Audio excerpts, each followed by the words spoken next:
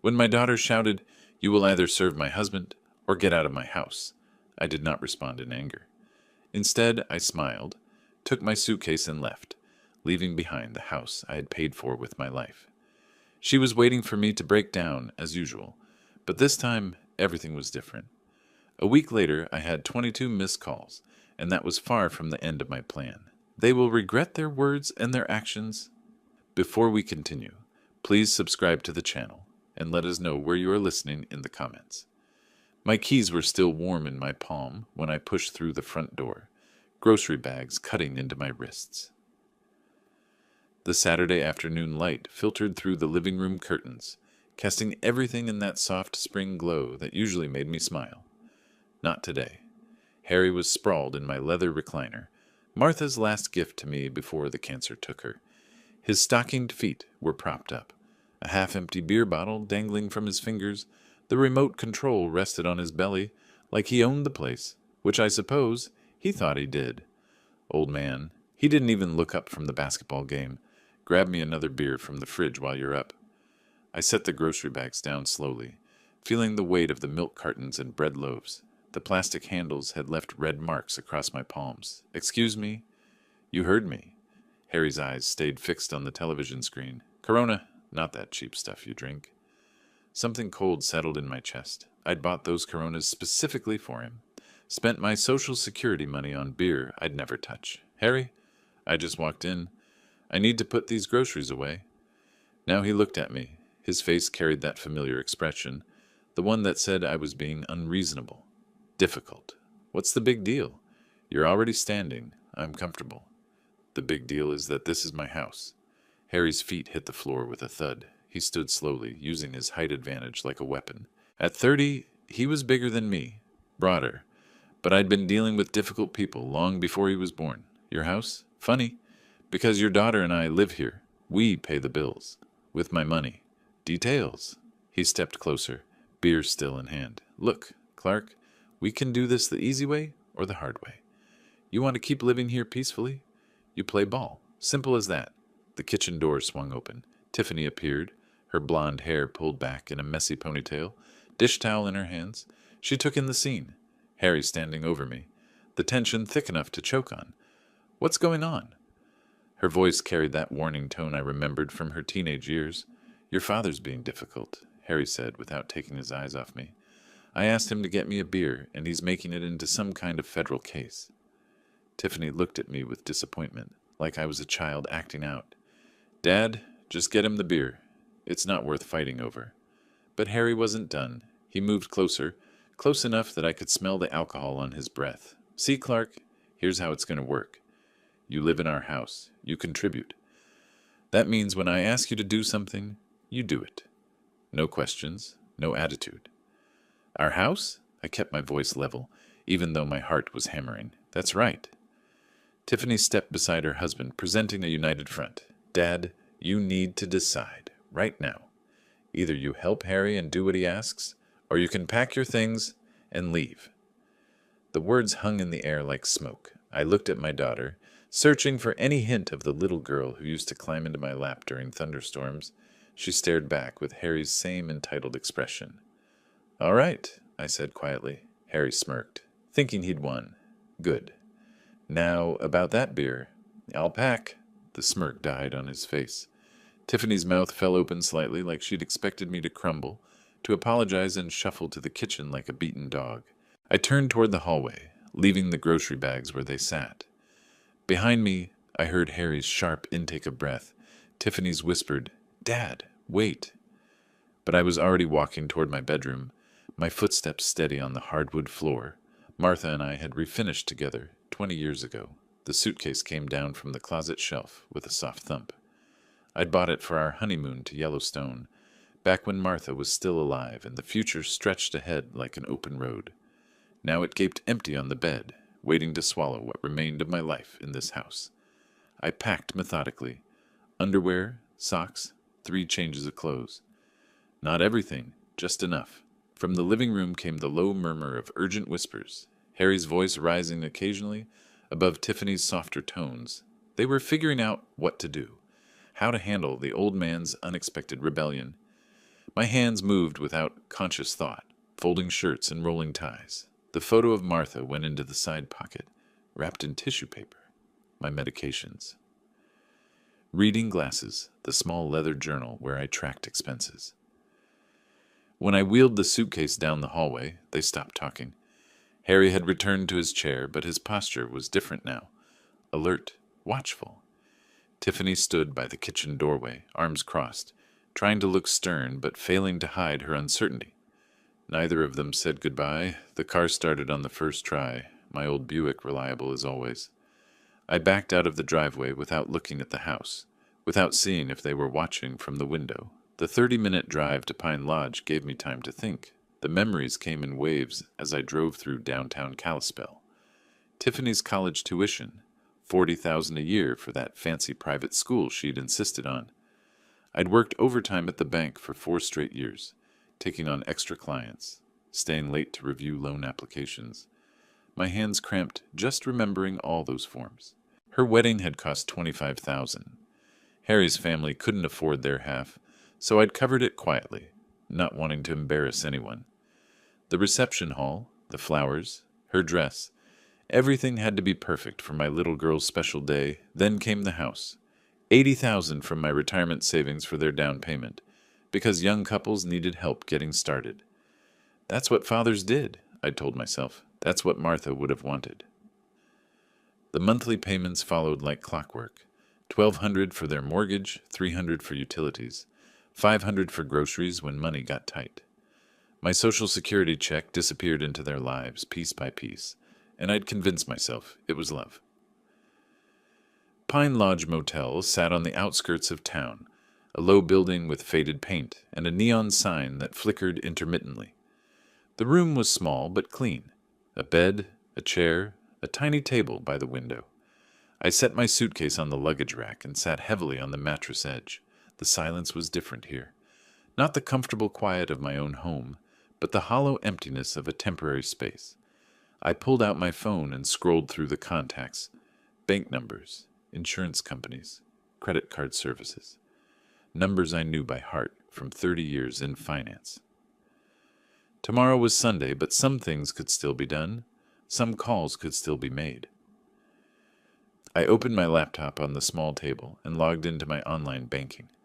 Account balances glowed on the screen. Checking, savings, retirement accounts, numbers that represented a lifetime of careful planning, of denying myself small luxuries so I could take care of my family. The cursor blinked in the search bar, waiting for me to decide what came next. Sunday morning arrived gray and overcast, fitting my mood perfectly. I spread my paperwork across the motel table, like a general planning a campaign. Bank statements, insurance policies, legal documents. Everything organized, everything within reach. The first call went to First National Bank. Sunday banking was limited, but automated systems never slept. "Good morning, Mr. Miller," the representative said after I navigated through the phone tree. "How can I help you today?" "I need to cancel the automatic mortgage payment for 847 Pine Street, the account ending in 4729. A pause. Computer keys clicking. "Sir, I show that payment has been active for 5 years. Are you sure you want to discontinue it?" "Completely sure." "May I ask the reason for the change?" "The homeowners no longer qualify for my financial assistance." More clicking. "Very well, Mr. Miller. The automatic payment will be canceled effective immediately. You should receive written confirmation within 3 business days." The second call was easier. Geico had been insuring both their cars on my policy for 3 years. Harry's Silverado, Tiffany's Honda. $280 every month for vehicles I never drove. Coverage for accidents I'd never cause. "I need to remove 2 vehicles from my policy," I told the agent. "My daughter and son-in-law will need to establish their own coverage." "When would you like this change to take effect?" "Today." The credit cards took longer. Tiffany was an authorized user on 3 of my accounts: Visa, MasterCard, and the store card from Costco. $500 monthly I'd been paying on balances I'd never created, purchases I'd never made. "Mr. Miller, removing authorized users will require them to apply for their own credit," the Visa representative explained. "Any outstanding balances will remain your responsibility, but they won't be able to make new charges." I understand. Remove them immediately. Each call felt like lifting a weight from my shoulders. 30 years of banking experience had taught me the system's ins and outs, the legal language, the proper procedures. Everything I was doing was completely within my rights. The life insurance change required written documentation, but I started the process. $100,000 that was supposed to go to Tiffany, money I'd earned to protect my family's future. But family meant something different now. By noon, I'd made 8 calls. Mortgage payments stopped. Insurance canceled. Credit cards blocked. The automatic transfers that had been bleeding my accounts dry for years. All of it ended with polite conversations and confirmation numbers. I sat back in the cheap motel chair and looked at my notes. Confirmation numbers, reference codes, effective dates. The paper trail of financial independence. My phone sat silent on the table. No missed calls, no urgent messages. They didn't know yet. Probably wouldn't know until the first payment bounced. The first bill arrived with their names on it instead of mine, but they would know soon enough. I closed my laptop and walked to the window. Across the parking lot, an elderly man was loading suitcases into a pickup truck, his wife directing the operation with gentle efficiency, probably heading home from visiting grandchildren, or maybe starting a long-postponed vacation. I envied their easy partnership, the way they moved around each other with practiced familiarity. Martha and I had been like that once. My phone buzzed against the table. Unknown number. I let it ring. The week passed quietly for me, but apparently not for them. I'd settled into a routine at Pine Lodge. Coffee from the lobby, breakfast at the diner down the street, long walks around Kalispell's quiet neighborhoods. My phone accumulated missed calls, like a collection I had no interest in starting. By Wednesday, there were 12 messages. By Friday, 22. I listened to them in chronological order, watching the progression from confusion to anger to desperation. The first few were almost casual. Tiffany asking if there was some kind of banking error with the mortgage payment. Harry leaving brief, annoyed messages about the car insurance lapsing, but by the middle of the week, panic had crept in. "Dad, what the hell is going on?" Tiffany's voice cracked with frustration. "The bank says you stopped the automatic payment. They want the full amount by Friday, or they'll start foreclosure proceedings." Harry's messages grew increasingly aggressive. "Clark, you need to fix this shit right now. I've got people asking questions about my insurance. You're making us look like deadbeats." The later calls bordered on begging. Tiffany crying, promising they'd work something out if I'd just call them back. Harry trying a different approach, claiming he'd been too harsh and wanted to make things right. I deleted each message after listening, feeling nothing but mild curiosity about their growing desperation. Thursday morning brought a knock at my motel room door. Through the peephole, I saw them both, Tiffany in a wrinkled sweater, Harry in his work clothes, both looking like they'd slept badly. I opened the door but didn't invite them in. "Dad." Tiffany's eyes were red-rimmed, her usual composure cracked. "We need to talk." "About what?" Harry pushed forward, his face flushed with anger. "About the fact that you're trying to ruin our lives over some stupid argument about beer." "I'm not trying to ruin anything," I said calmly. "I'm simply no longer paying for your lives." "The mortgage, Clark." Harry's voice rose. "You can't just stop paying the mortgage. That's our house. Actually, it's my house, my name on the deed, my signature on the loan. You two were just guests." Tiffany grabbed Harry's arm as he stepped closer to the door. "Dad, please. We can work this out. Harry was wrong to talk to you that way. We both were. But you can't just leave us with no warning, no discussion." "You gave me an ultimatum," I reminded her. "Do what Harry says or get out. Those were your exact words." "I didn't mean it like that." "Yes, you did." I looked at my daughter, seeing a stranger wearing her face. "You meant every word. You just didn't expect me to choose option 2. Harry tried a different approach, his voice artificially calm. "Look, we all said things we didn't mean. But you're talking about our home, our credit, our whole lives. You can't just pull the rug out like this." "I can, and I did." I started to close the door. "You wanted me to leave. I left. You wanted to handle your own lives. Now you can." "Dad, wait!" Tiffany's voice broke. "What about family? What about everything we've been through together?" I paused, looking at her desperate face. For a moment, I remembered the little girl who used to help me rake leaves in the fall, who brought me dandelions she'd picked from the yard. But that little girl had grown into someone who could stand by while her husband humiliated her father in his own living room. Family works both ways, sweetheart, I said quietly. I spent 5 years taking care of you both. When it was time for you to take care of me, you chose him instead. Harry's fake composure cracked. You crazy old bastard, you can't just... I can call the police if you keep raising your voice, I interrupted. This is private property, and you're disturbing the peace.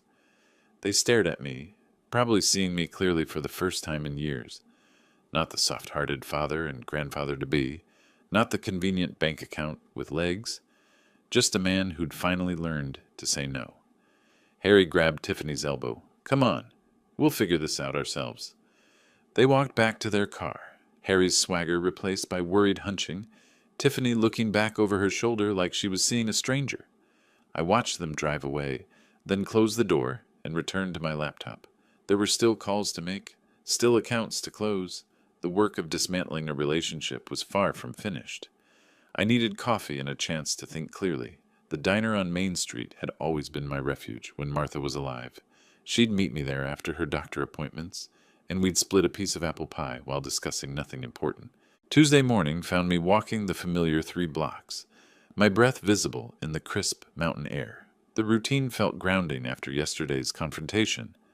I'd organized my paperwork again this morning, reviewing bank statements and confirmation numbers like a general studying battle plans. The diner's bell chimed as I entered.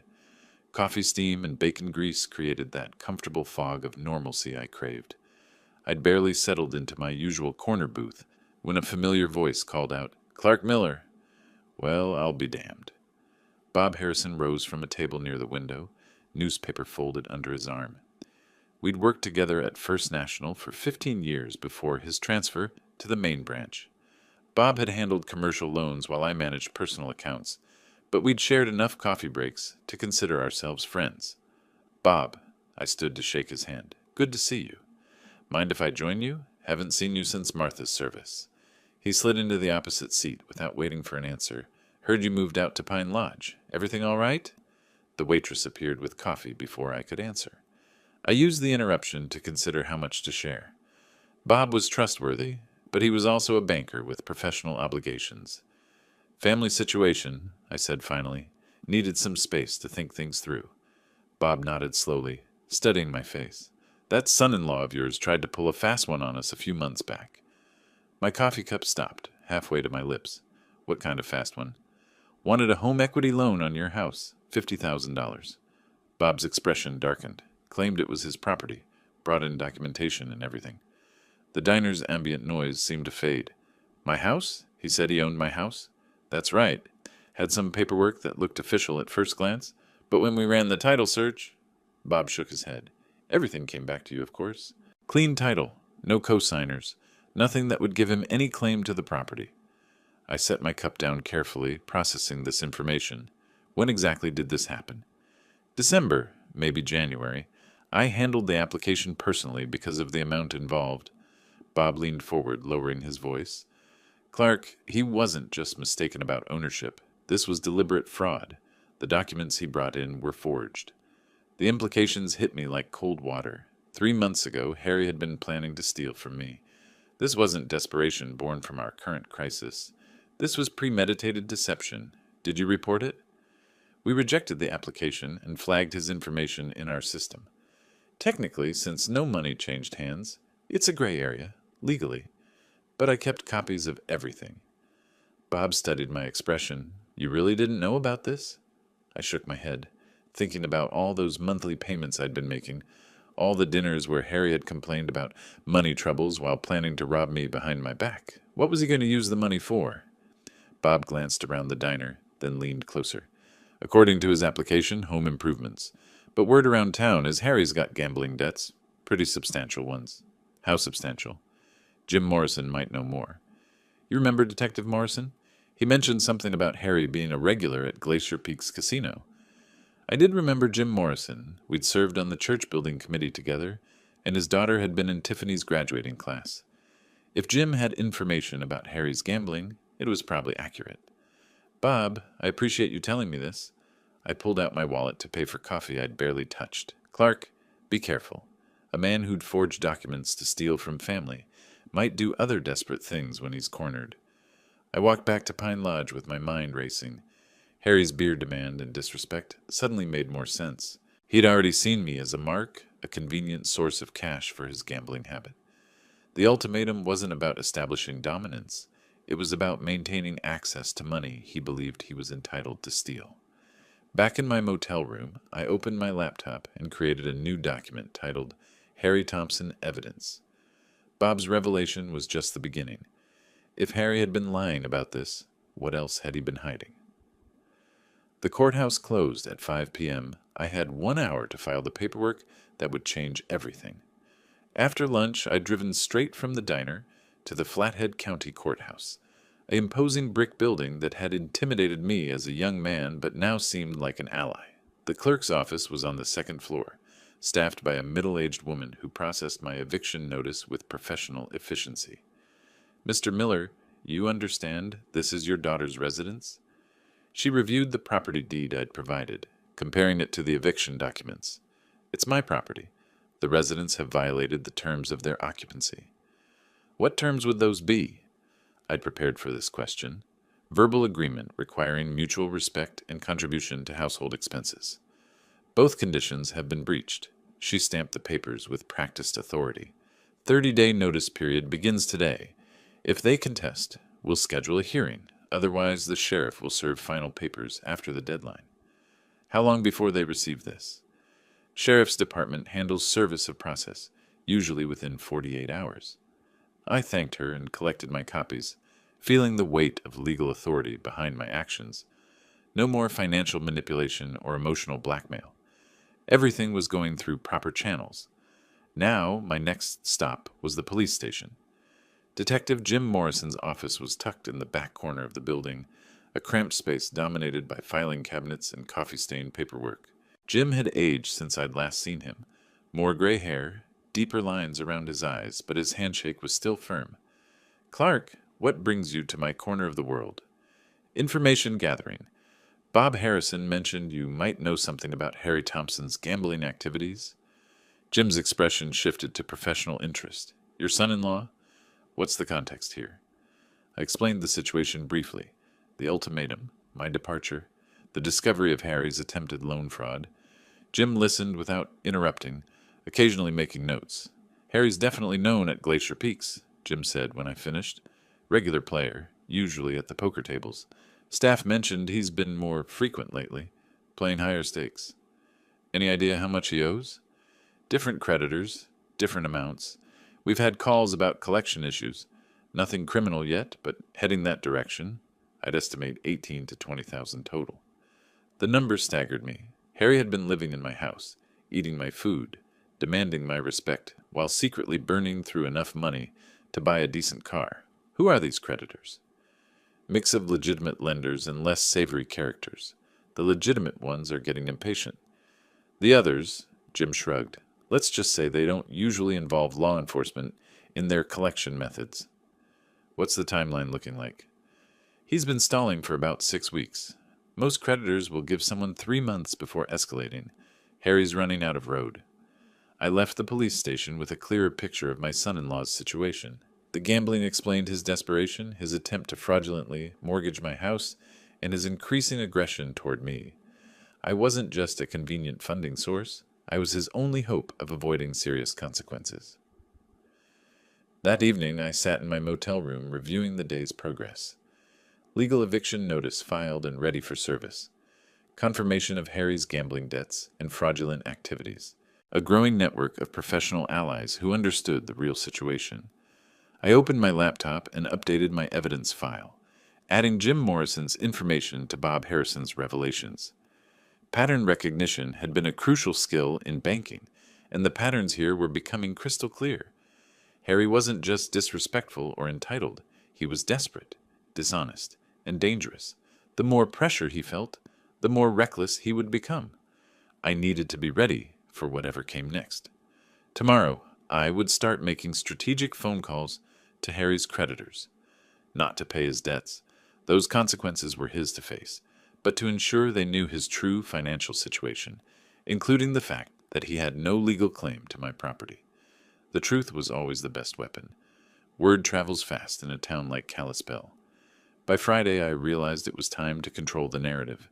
My first encounter happened at the post office, where Mrs. Henderson from the church mailing committee cornered me near the stamp machine. She was one of those women who collected information like others collected recipes, always ready to share what she'd learned. "Clark, dear, I've been hearing troubling things about family troubles. Is everything all right?" I considered my response carefully. Mrs. Henderson would repeat whatever I said to at least a dozen people by Sunday service. Tiffany and Harry asked me to move out, so I did. Sometimes adult children need to handle their own responsibilities.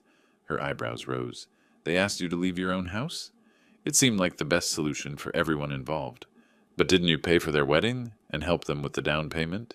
She leaned closer, lowering her voice conspiratorially. "I always wondered how they afforded that house on Harry's salary." I nodded but didn't elaborate. The facts would speak for themselves.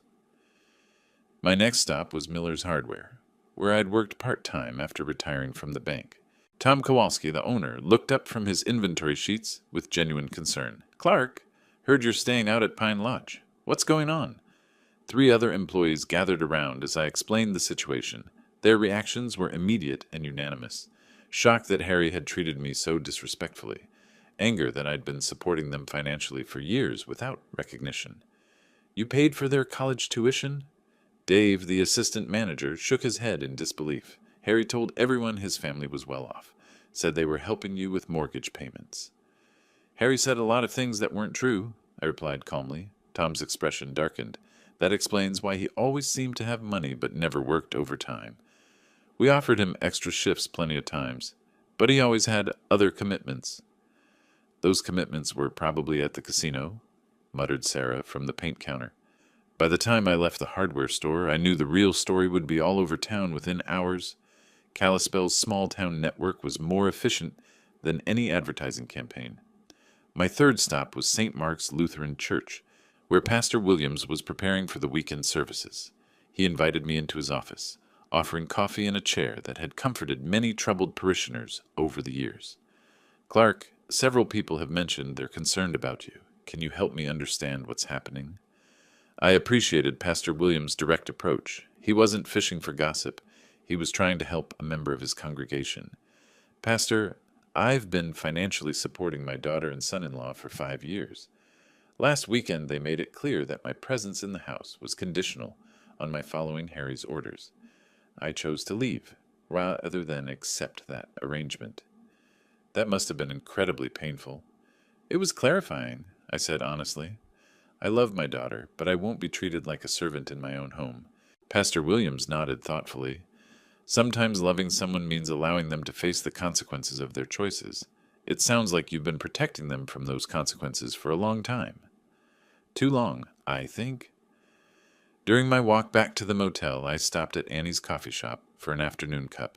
The place was busy with the usual Friday crowd. Retirees, off-duty workers, mothers with strollers.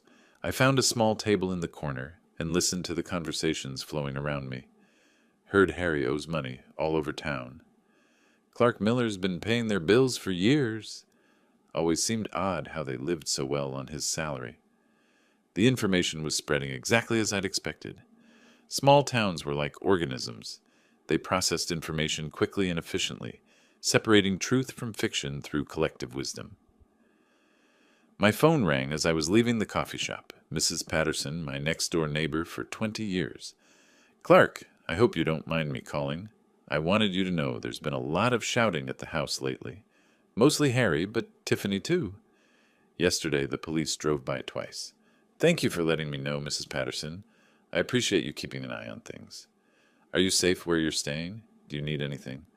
The genuine concern in her voice reminded me that community support came in many forms. "I'm fine, thank you. Just taking things one day at a time." That evening I sat in my motel room reviewing the day's conversations. The social pressure was building naturally, without any vindictive effort on my part. People simply recognized injustice when they saw it clearly. My phone rang again. Unknown number, but I recognized the area code. One of Harry's creditors, most likely. I let it go to voicemail, then listened to the message. This is Marcus Webb from Frontier Financial Services. We're looking for Harry Thompson regarding a past due account. Please call us at your earliest convenience. They were calling me because Harry had probably listed my house as his address on credit applications. More evidence of his deception, more proof that he'd been planning to make me responsible for his debts.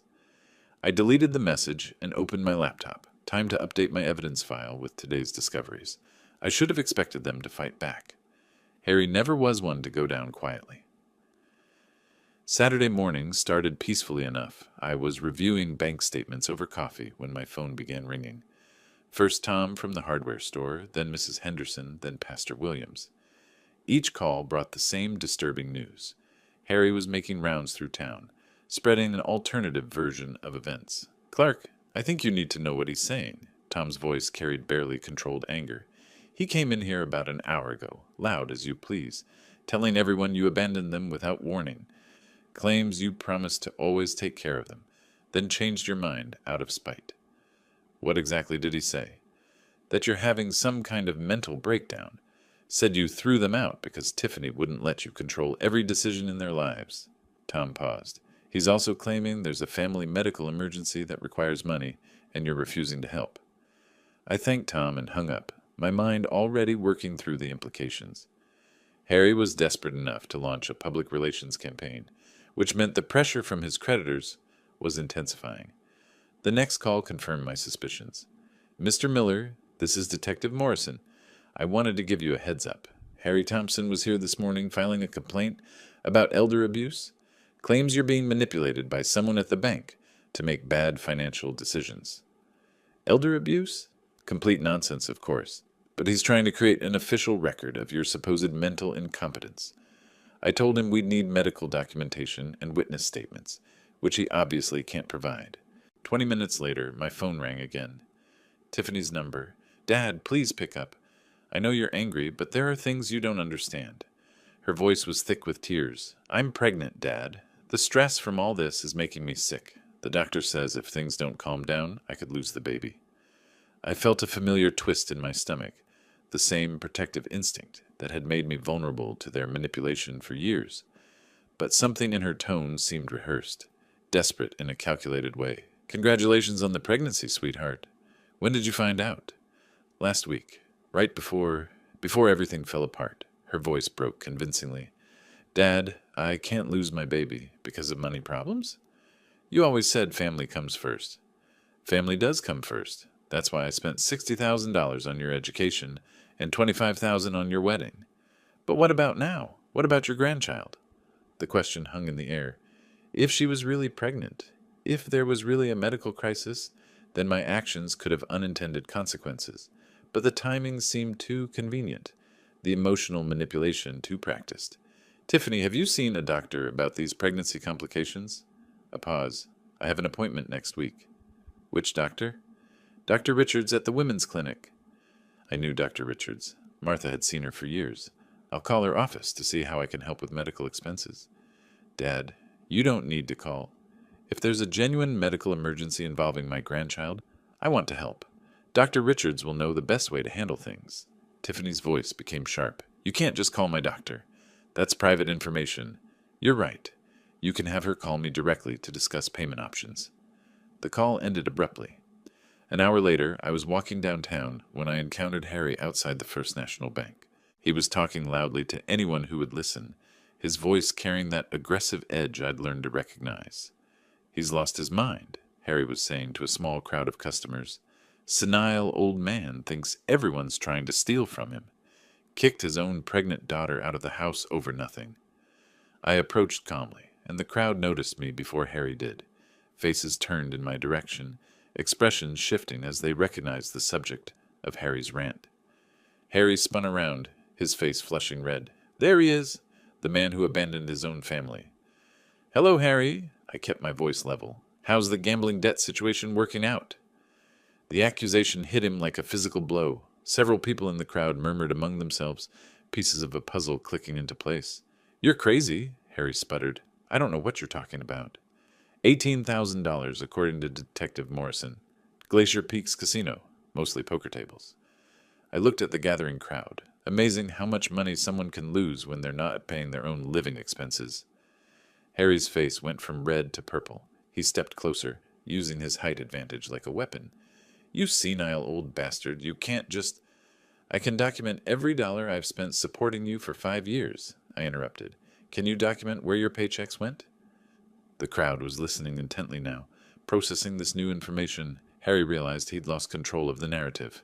Come on, he growled, pushing through the crowd. This isn't over, Clark. I watched him storm away, noting how several people pulled out their phones. The real story would be all over social media within the hour. Back at the motel, I opened my laptop and began documenting the day's events. Harry's counterattack was failing because it was built on lies that couldn't withstand scrutiny. The community knew my character too well to believe his accusations of mental incompetence or vindictive abandonment. But the pregnancy claim worried me. If Tiffany was really pregnant, the situation became more complicated. I needed verification before making my next move.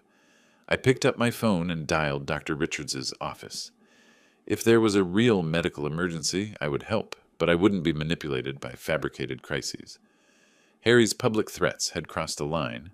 I walked back to my motel room, pulled out my phone, and called Detective Morrison. James, we need to talk. Harry's behavior today showed a pattern of escalation that concerns me. How so? He confronted me publicly, made threatening gestures in front of witnesses, and his whole demeanor suggested someone losing control. I looked out my motel window toward downtown. I'd like to file a formal complaint and explore protection options. Come in tomorrow morning. Bring any documentation you have. But I didn't need to wait until morning. Steve Brennan, the Pine Lodge night manager, knocked on my door an hour later. Mr. Miller, that man who was yelling in our parking lot earlier, he came back about 20 minutes ago, stood outside your door for maybe 5 minutes, then left, made some guests nervous. Steve was a retired Army sergeant who'd seen enough trouble to recognize it developing. Did he say anything specific? Muttered something about teaching old fools lessons. I've got it on security video if you need it. Security footage, physical evidence of Harry's threatening behavior on private property. Steve, would you be willing to provide that footage to the police? Absolutely. Guy like that shouldn't be intimidating elderly residents. The next morning, I arrived at the police station with Steve's security, USB drive, and a written timeline of Harry's escalating behavior. Detective Morrison reviewed everything with professional thoroughness. Clark, this shows a clear pattern of intimidation. Combined with what I witnessed yesterday at the bank, we have grounds for a restraining order. What would that involve? Legal prohibition against Harry coming within 500 feet of you or your property? Violation means immediate arrest. Jim leaned back in his chair. There's something else you should know. Harry consulted with a lawyer Friday about adverse possession laws. The words hit me like cold water. Squatters' rights. Exactly. He was researching whether he could claim legal ownership of your house based on living there continuously. Jim's expression was grim. Montana requires 5 years of hostile occupation. They've been there 3 years. He was planning to wait 2 more years, then file a claim. The implications staggered me. Harry hadn't just been freeloading. He'd been executing a long-term plan to steal my family home through legal technicalities. Does he have any legitimate claim? None whatsoever. Adverse possession requires hostile occupation without the owner's permission. Since you gave them permission to live there and they never paid rent or property taxes, there's no legal basis. Jim pulled out a file folder. But it shows premeditation. He's been planning this theft for years. What about the restraining order? I can fast-track it, given the evidence. You'll have it by this afternoon. I left the police station with a new understanding of my son-in-law's character. The beer incident hadn't been about establishing dominance. It had been about maintaining a deception that would culminate in stealing my home. Walking back to my car, I pulled out my phone and scrolled through my contacts. Time to make some strategic calls. The first was to Marcus Webb at Frontier Financial Services, one of Harry's creditors who'd been calling my number. Mr. Webb, I'm returning your call about Harry Thompson. I need to clarify something important. He doesn't live at my address anymore and has no legal claim to my property. He listed that address as his residence on all credit applications. He was a guest in my home. I evicted him last week. If you're looking for him, he works at Mountain View Auto Dealership on Highway 93. The second call was to Continental Credit Recovery. This is Clark Miller. You've been calling about Harry Thompson's debts. I want to clarify that Mr. Thompson has no ownership interest in my property and is no longer residing there. Each call was brief and factual. I wasn't paying Harry's debts or providing personal information, just correcting the false address he'd been using to avoid his creditors. By noon, I'd contacted 6 different collection agencies. Harry's carefully constructed house of cards was about to collapse. That afternoon, Judge Morrison signed my restraining order. Harry Thompson was now legally prohibited from coming within 500 feet of me or my property. Violation would result in immediate arrest and possible jail time. I drove back to Pine Lodge feeling the satisfaction of justice properly applied. Harry had spent 3 years planning to steal my home. Now he couldn't even approach it legally. My phone buzzed with a text from an unknown number. "This isn't over, old man." I forwarded the message to Detective Morrison, then blocked the number. Evidence collection had become second nature. Monday morning, I filed the restraining order. By noon, I was watching Harry's world collapse from multiple directions. The courthouse clerk stamped the final copy with efficient authority. "Mr. Miller, this order is effective immediately. Any contact or approach within 500 feet constitutes a violation." I thanked her and walked to my car, knowing the sheriff's deputy would serve Harry the papers within hours. My phone was already ringing. "Clark, this is Mike Brennan from Mountain View Auto." Mike was Harry's boss, a decent man who'd built his dealership on reputation and trust. "I need to ask you something directly. Are the things Harry's been saying about you true?" "What has he been saying?" "That you had some kind of breakdown and threw him out because of dementia. That there's a family medical emergency and you're refusing to help." Mike's voice carried skepticism. "Thing is, Clark, I've known you for 20 years. This doesn't sound like the man who co-signed my son's first car loan." "Mike, Harry gave me an ultimatum to obey his orders, or leave. I chose to leave. There's no medical emergency, and my mental faculties are fine, as my banker, lawyer, and police detective can confirm." A long pause. I was afraid of that. "Clark, I've got 3 customers today who mentioned Harry owing them money. One recognized him from the casino. This is affecting my business." "I understand. I'm going to have to let him go. Can't have this kind of controversy around customers who trust us with major purchases." 20 minutes later, I was having coffee at Annie's when I saw the first debt collector pull up to my former house, Continental Credit Recovery, based on the magnetic door sign. I'd spoken with them Friday about Harry's false address claims. My phone rang. "Tiffany's number? Dad? There are men at the house asking about Harry's debts. They want to know about our assets, our income, everything." Her voice carried genuine panic now. "What did you tell them?" "I told them the truth, that Harry doesn't own my property and no longer lives there. But they're talking about garnishing wages, seizing assets." "Dad, I don't understand any of this."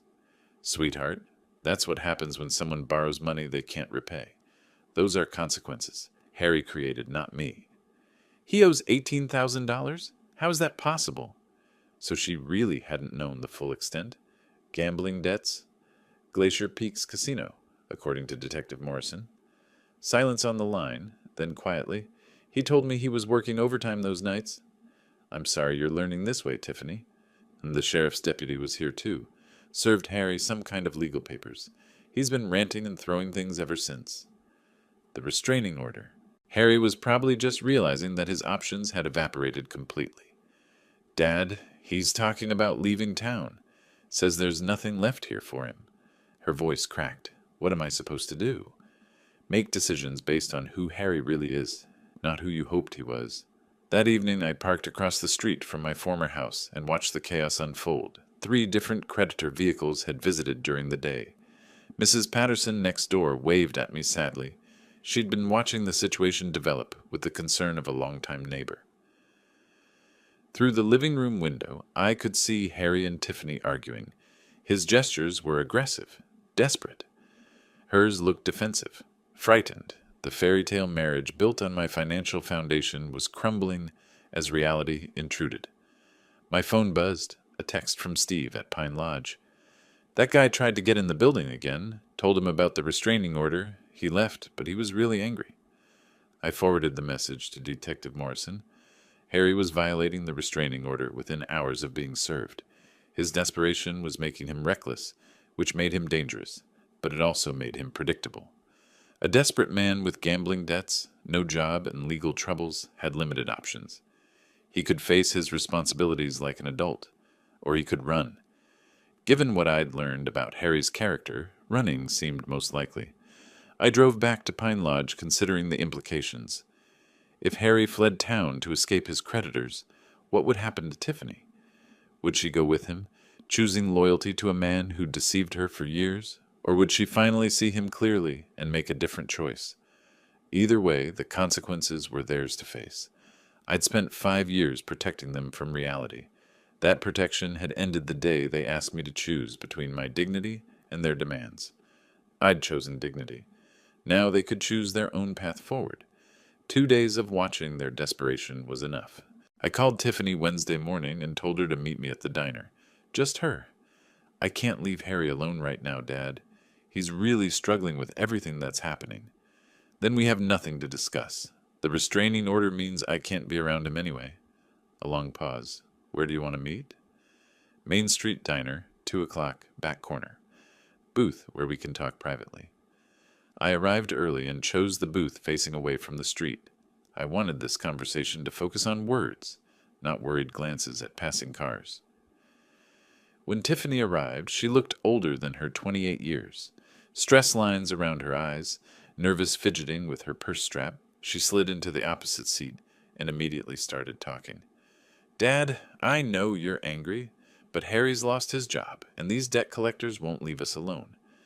The phone rings constantly. People are showing up at the door demanding money we don't have. I waited until she finished, then spoke calmly. I'm offering you one chance to end this with some dignity, Tiffany. What do you mean? Public acknowledgement of the truth. Full disclosure of how much I've supported you both, and an honest explanation of why I left. Her face flushed. You want me to humiliate myself in front of the whole town? I want you to tell the truth. There's a difference. What kind of acknowledgement? I'd spent 2 days thinking through exactly what justice required. Church announcement Sunday during testimony time. Letter to the editor of the Tribune. Facebook post visible to all our mutual connections. Full details about college tuition, wedding costs, mortgage payments, and the ultimatum that caused me to leave. Dad, people will think you had a father who loved you enough to sacrifice his retirement security for your happiness, and that you took it for granted until it was gone. Tiffany stared at her untouched coffee. What about Harry? Harry is no longer part of any equation involving me. The restraining order is permanent. If you choose to stay married to him, that's your decision, but it means choosing him over any relationship with me. You're asking me to choose between my husband and my father. I'm asking you to choose between a man who threatened me and a man who raised you. The fact that you see those as equivalent choices tells me everything about how far we've drifted apart. She was quiet for a long moment, processing the implications. What about the house? It's been in our family for generations. It's going to the Montana Veterans Housing Initiative. 3 families of veterans will live there. People who understand what service and sacrifice actually mean. The words hit her like a physical blow. The will? Already changed, witnessed, signed, and filed with my attorney. I kept my voice gentle but firm. Even if you do everything I've asked perfectly, the house won't come back to you. That decision is final. Why? Because I need to know that any reconciliation between us is based on love, not inheritance expectations. For 5 years, you treated me like a convenient funding source. I want to see if there's anything left between us beyond financial dependency. Tiffany's eyes filled with tears. Real ones this time, not the calculated manipulation I'd grown accustomed to. I'm sorry, Dad. I really am. I never meant for things to go this far. Sorry isn't enough anymore, sweetheart. The whole town watched you, and Harry treat me like a servant in my own home. They watched you choose his demands over my dignity. Words are just words now. I need to see actions. What if I can't do it? What if I can't stand up in front of everyone and admit how wrong we were?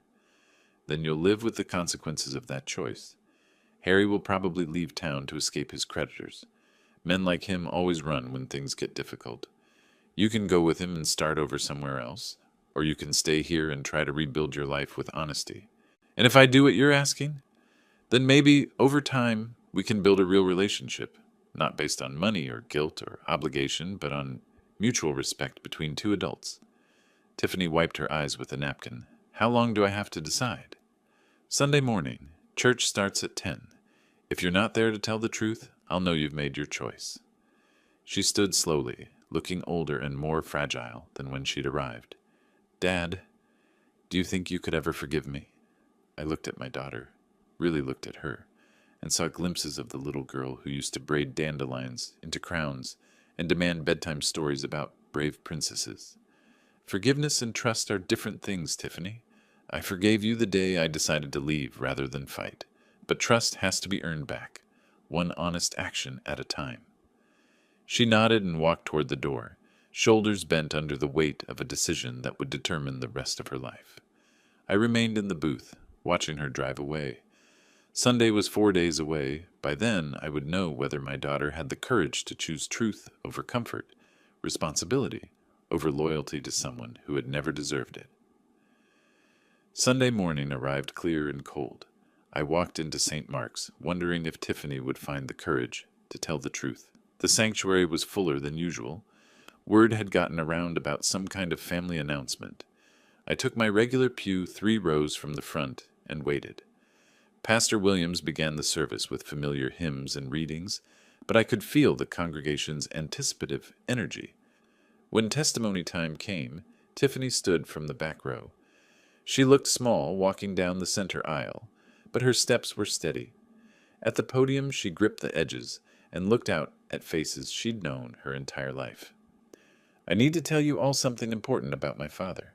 Her voice carried clearly through the silent sanctuary. For the past 5 years, Clark Miller has been supporting my husband and me financially. He paid $160,000 for my college education when I could have gone to a state school. He paid $25,000 for my wedding when Harry's family couldn't afford their share. Murmurs rippled through the congregation. These were specific numbers, documented sacrifices that painted a clear picture. He gave us his family home, the house his parents left him, where he'd lived with my mother for 20 years. When we couldn't make mortgage payments, he paid them. When we needed groceries, utilities, car insurance, he paid for everything while living on Social Security. Her voice strengthened as she continued. 3 weeks ago, when my father wouldn't follow my husband's orders like a servant, we gave him an ultimatum: obey Harry or leave his own house. Dad chose to leave rather than surrender his dignity. The sanctuary was completely silent now. Even the children seemed to sense the gravity of her words. I stood by and watched my husband disrespect the man who sacrificed his retirement security for our comfort. I chose loyalty to someone who threatened my father over loyalty to the man who raised me with love and patience. Tears flowed freely now, but her voice remained clear. I'm standing here because my father offered me one last chance to choose truth over pride. I was wrong. Harry was wrong. My father deserved gratitude and respect, and instead we gave him ultimatums and demands. She looked directly at me. Dad, I'm sorry isn't enough for what we put you through, but I'm hoping it's a start. The congregation erupted in supportive murmurs as Tiffany returned to her seat. Pastor Williams approached the podium with tears in his own eyes. Sometimes the hardest courage is admitting our mistakes publicly. Tiffany has shown that courage today, and her father has shown us what dignity looks like under pressure. After the service, people approached me with embraces, handshakes, and words of support. Mrs. Henderson squeezed my hand. We all suspected you were helping them financially, Clark. What we didn't know was how they repaid your kindness. Tom from the hardware store clapped my shoulder. That took real character, what you did. Setting boundaries isn't easy when family's involved, but the most meaningful moment came when Tiffany approached me outside the church. The letter to the Tribune will run Wednesday. The Facebook post goes up tonight. She hesitated. Harry left town yesterday, packed his truck while I was at work, and disappeared. No forwarding address, no note, nothing. I wasn't surprised. Men like Harry always ran when confronted with consequences. I'm sorry your marriage ended this way. I'm not, she said quietly. I filed for divorce this morning, found out he'd been using my credit cards for gambling without telling me. The debts are worse than we thought. 3 months later, I stood in the front yard of my former family home, watching 3 veteran families move into the transitional housing units the Montana Veterans Housing Initiative had created. The house had been renovated into separate apartments, each family getting privacy while sharing common areas. Staff Sergeant Maria Santos, recently returned from deployment, directed her 2 children toward the playground equipment donated by local businesses. Mr. Miller, this opportunity means everything to us. Thank you for choosing veterans for this gift. Veterans understand sacrifice, I replied. This house should serve people who've actually earned it. My own life had settled into peaceful routines at the lakeside cabin I'd purchased, with money no longer flowing to ungrateful dependents. Morning coffee on the deck overlooking Flathead Lake, afternoon fishing, evening reading, simple pleasures that felt luxurious after years of financial stress and family drama. The cabin was small but perfectly suited to my needs. 2 bedrooms, a kitchen where I could cook actual meals instead of eating restaurant food constantly, and a dock where I could launch my small fishing boat. My phone buzzed with a text from Tiffany. Dad, I'm 3 months into counseling and learning a lot about healthy relationships. Could we try having coffee sometime? I'd like to earn your trust back, one conversation at a time. I smiled, looking out at the lake where an osprey was fishing in the shallows. Tiffany had kept her word about the public acknowledgments. The newspaper letter had been thorough and honest. The Facebook post had generated dozens of supportive comments from community members who finally understood the real story. More importantly, she was taking responsibility for rebuilding our relationship instead of expecting forgiveness without effort. I typed back, Coffee sounds good. Saturday morning at the diner? Her response came immediately. I'll be there. And Dad, thank you for not giving up on me completely. I set the phone aside and watched the osprey rise from the water with a fish in its talons. Sometimes patience and dignity were rewarded, even when the wait seemed endless. The sun was setting over the Rockies, painting the lake surface gold and orange. In the distance, I could hear children laughing at the veterans' housing complex, families building new lives in the home where I'd learned the difference between generosity and enabling. Justice served, dignity preserved, and maybe, just maybe, a daughter ready to earn back her father's trust through honest effort rather than emotional manipulation. It had been worth the wait. If you liked this story, please like this video, subscribe to the channel, and share your impressions of this story in the comments. To listen to the next story, click on the box on the left. Thank you for watching.